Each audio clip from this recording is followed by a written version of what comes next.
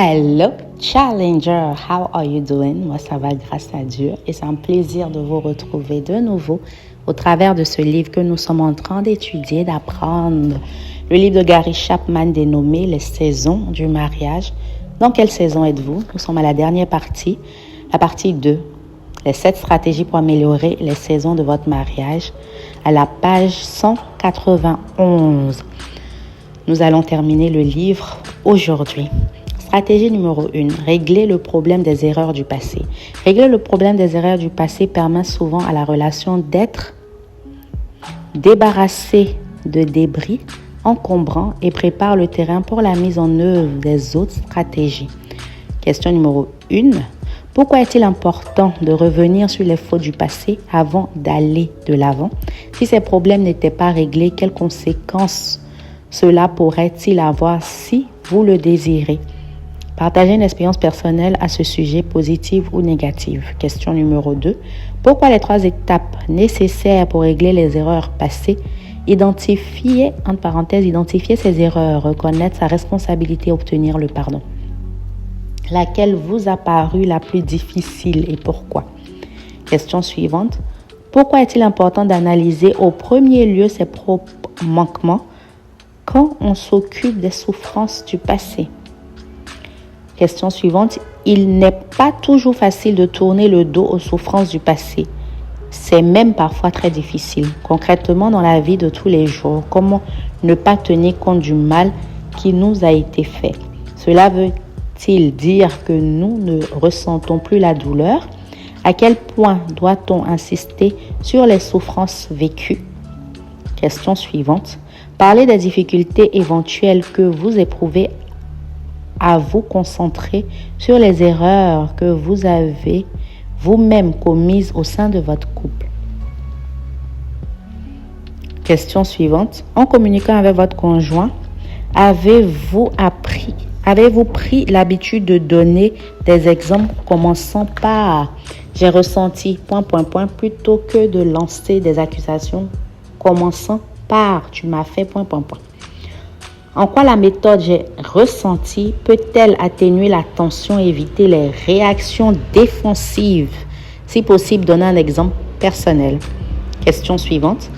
Quel bénéfice peut-on tirer de la stratégie numéro 1? Sous-thème, prenez du temps ensemble. Une bonne partie de cette session a été consacrée au traitement des aspects négatifs du passé. Cependant, pour la plupart des couples, le passé renferme également des joies. Retournez visiter un lieu que vous aimez ou partager un souvenir heureux que vous avez en commun. Vous pourriez vous rendre sur le lieu de votre première rencontre, écouter la musique qui a marqué votre période romantique ou vous installer confortablement sur le canapé pour discuter des meilleurs souvenirs de votre vie commune.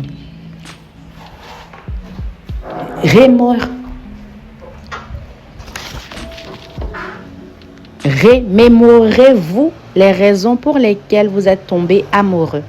Sous-thème, pour amorcer la conversation. Parlez de votre premier rendez-vous, du lieu où vous vous êtes rendu, ce que vous avez fait et des sentiments que vous avez éprouvés. Évoquez le plus de détails possible. Analysez la façon dont vous avez évolué depuis cette période en tant qu'individu et en tant que couple. Je reprends le sous-thème. Sous-thème pour amorcer la conversation. Parlez de votre premier rendez-vous, du lieu où vous vous êtes rendu, de ce que vous avez fait et des sentiments que vous avez éprouvés. Évoquez le plus de détails possibles. Analysez la façon dont vous avez évolué depuis cette période en tant qu'individu et en tant que couple. Stratégie numéro 2. Adopter une attitude positive. Ce que nous pensons influe largement sur ce que nous faisons. Nos actions, à leur tour, influencent nettement nos émotions. Ce lien entre l'attitude et les actions ouvre à tous les couples une porte vers l'espoir.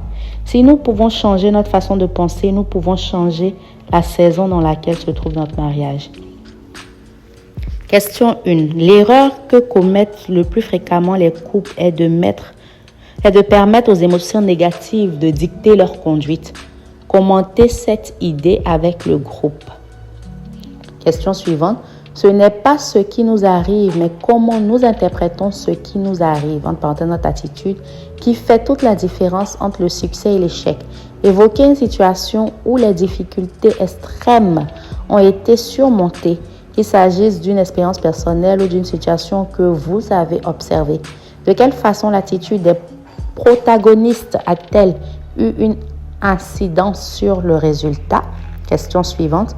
Décrivez le rôle que vous jouez dans la vie de votre conjoint. En quoi le fait de vous souvenir de ce rôle vous encourage-t-il à garder une attitude positive vis-à-vis de votre partenaire? Question suivante. Résumez les 4 étapes qui permettent de briser le cercle de la négativité. Discutez-en. Question suivante. Bien que nous ne puissions pas changer les gens directement, comment nos actions peuvent-elles les influencer? Partagez une expérience dans laquelle soit vous avez influencé quelqu'un, soit vous avez été influencé avec pour résultat un changement d'attitude ou de comportement. Question suivante. Pourquoi est-il souvent difficile de choisir d'avoir une bonne attitude? Comment pouvons-nous trouver la force de vaincre les résistances? Sous-thème pour chaque couple en privé. Cette semaine, chacun de votre côté, mettez par écrit quelques-unes des qualités qui font de votre conjoint un être à part. Puis notez quelques réflexions sur le rôle que vous jouez dans sa vie.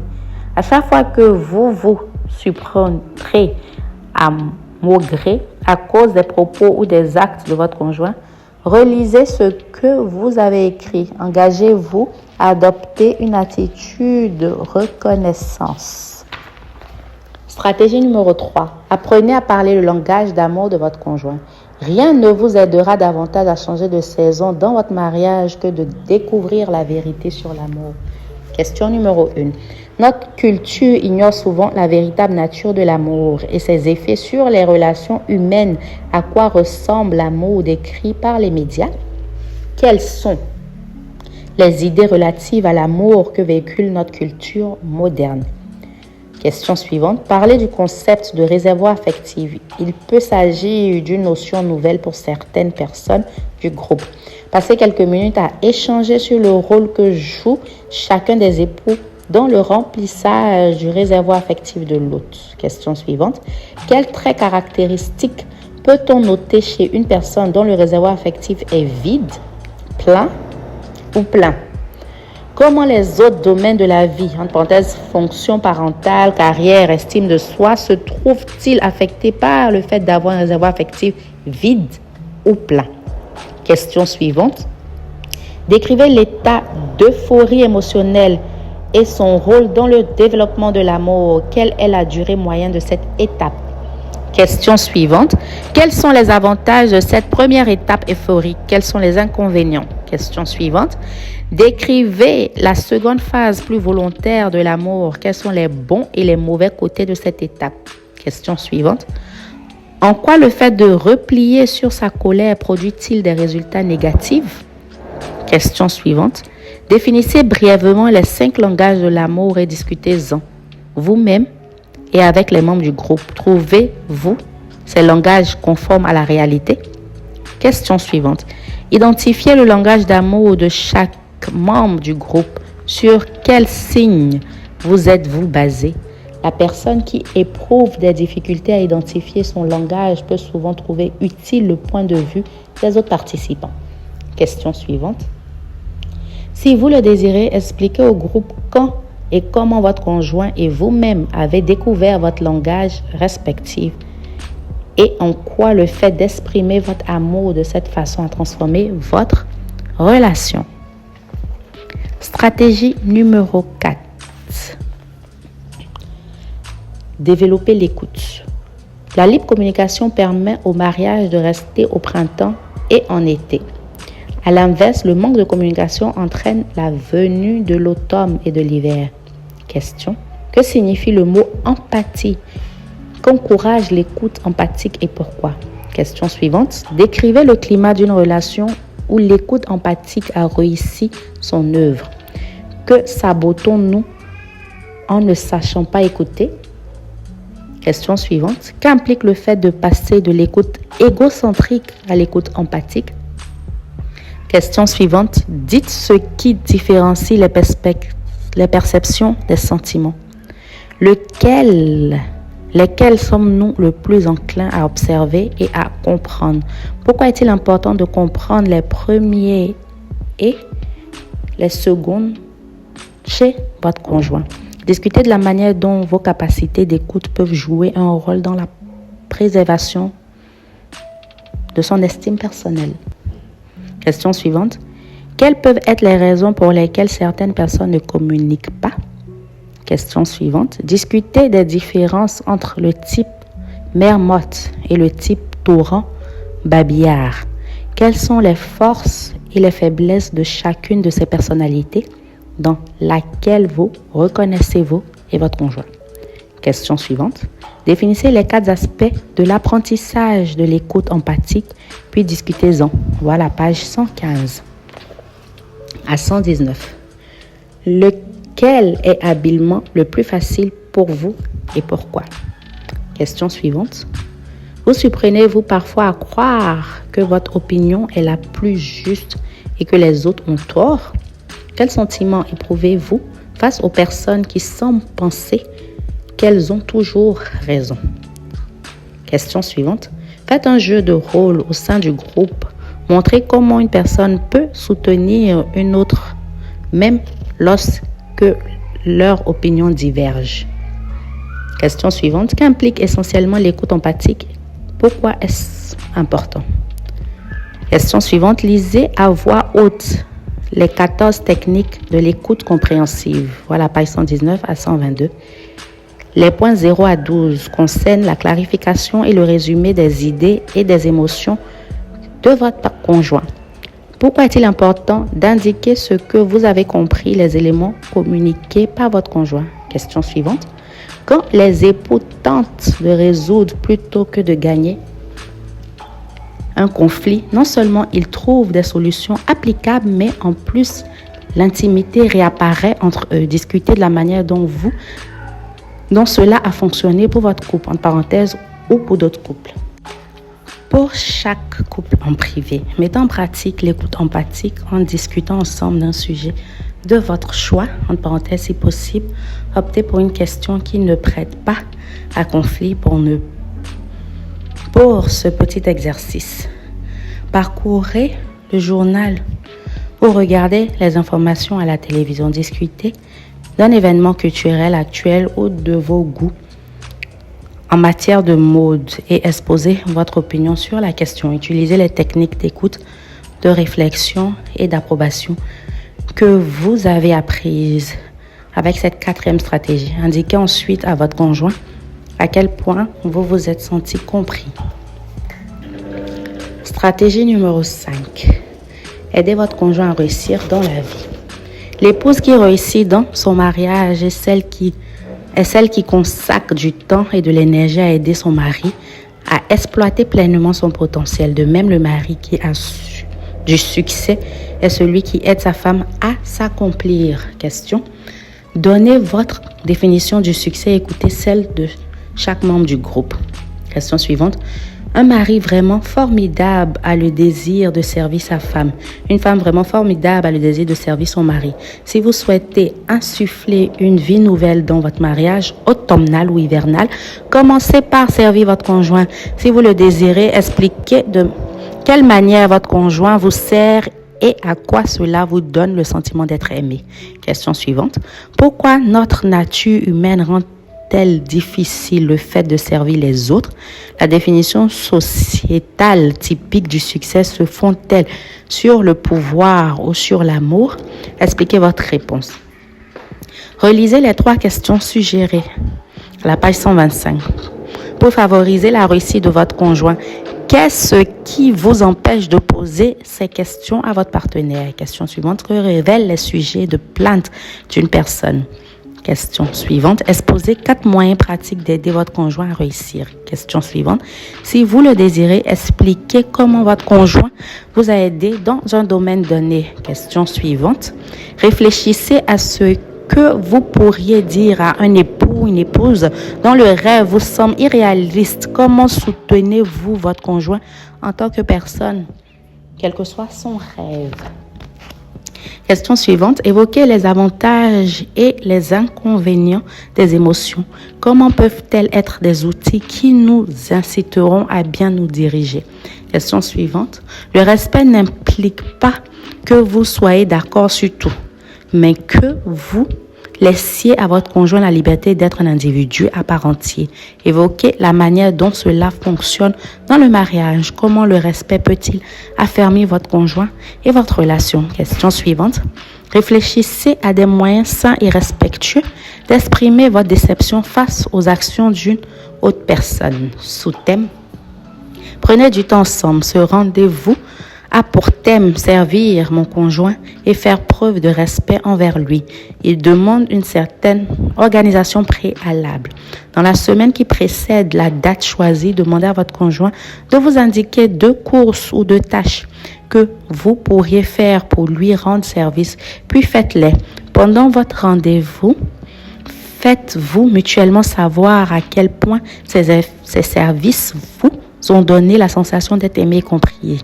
Participez chacun à la réussite de l'autre et aidez-vous mutuellement à vous épanouir par vos actions et vos paroles. Sous-thème, pour amorcer la conversation.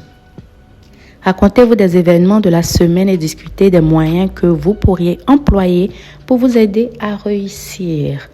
Comment cette phrase, respecter votre partenaire, c'est rechercher ses dons, ainsi que souligner et applaudir le caractère unique de sa personne. Dites à votre conjoint quels sont les talents que vous appréciez chez lui. Stratégie numéro 6. Tirez parti de vos différences. Au fil des 30 années passées à conseiller des couples mariés, j'ai acquis la conviction qu'il n'existe pas de différence inconciliable.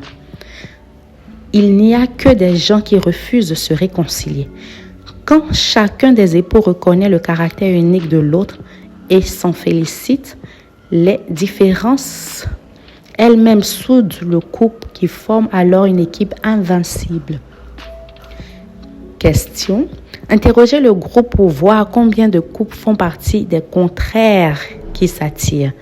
Question suivante. Quelles sont les 5 étapes qui permettent de tirer le meilleur parti des différences dans le mariage? Parlez de chacune d'elles brièvement. Question suivante.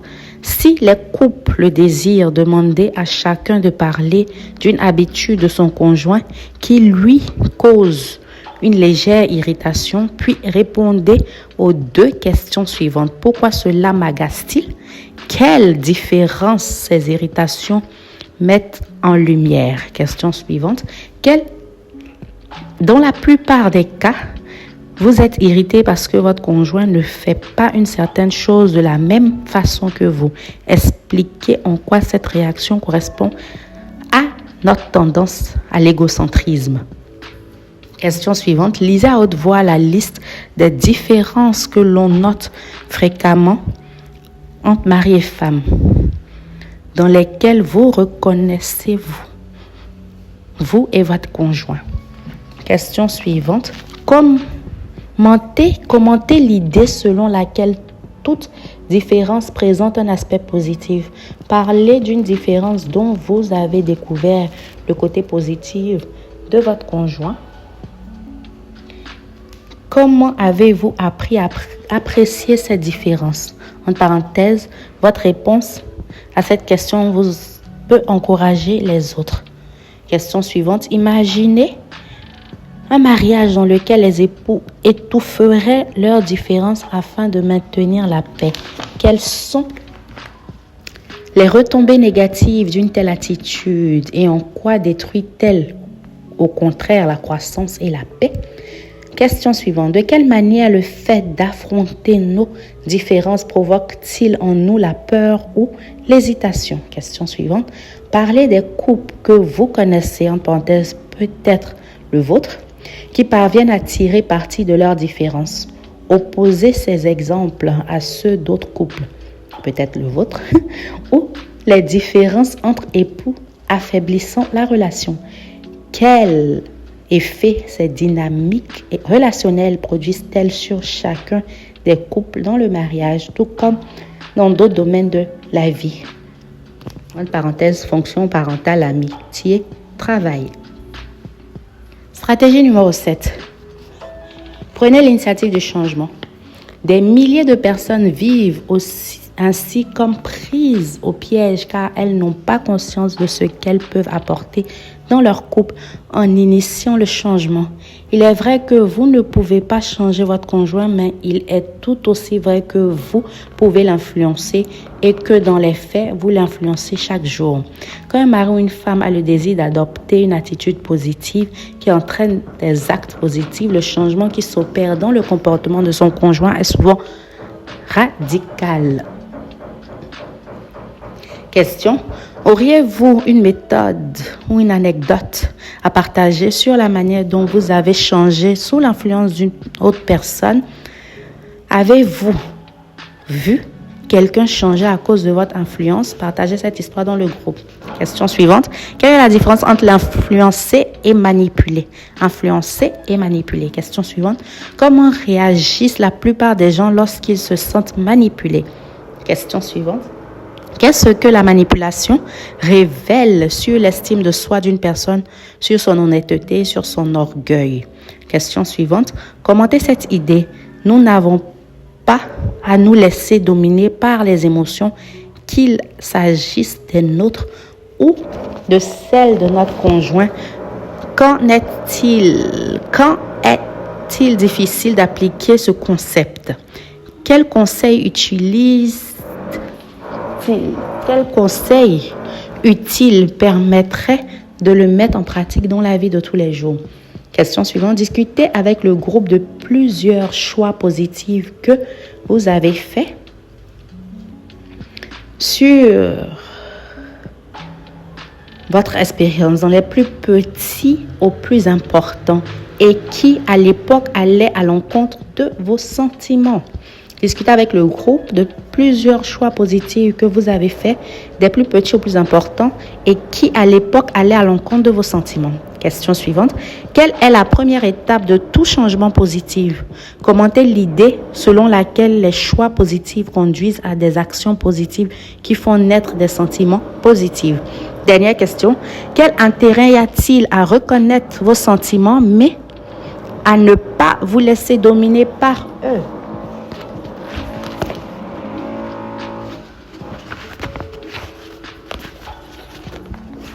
Ainsi prend fin la partie 2, les 7 stratégies pour améliorer les saisons de votre mariage. Nous allons aller au test des saisons du mariage, à l'attention de l'autre conjoint. Au chapitre 6 de la première partie de cet ouvrage, je vous ai proposé un test pour évaluer dans quelle saison du mariage vous vous trouvez. Pour que les résultats soient plus probants, il est préférable que chaque conjoint fasse le test individuellement. Vous trouverez ci-après un second exemplaire du tableau à remplir. Vous pouvez vous reporter aux pages 70 et suivantes pour revoir le détail des explications. Les saisons du mariage, le test des saisons du mariage. Donc, je reprends les indicatifs du test. Vous devez choisir entre ces 4 mots, un seul mot, et au total, il y en a 16 mots. Et le mot ou le numéro entre 1, 2, 3 ou 4 qui correspond le plus à votre situation, vous comptabilisez. Si c'est plus de 4, vous êtes en automne. Le test, je l'ai mis en photo dans la communauté que vous pourrez toujours retrouver.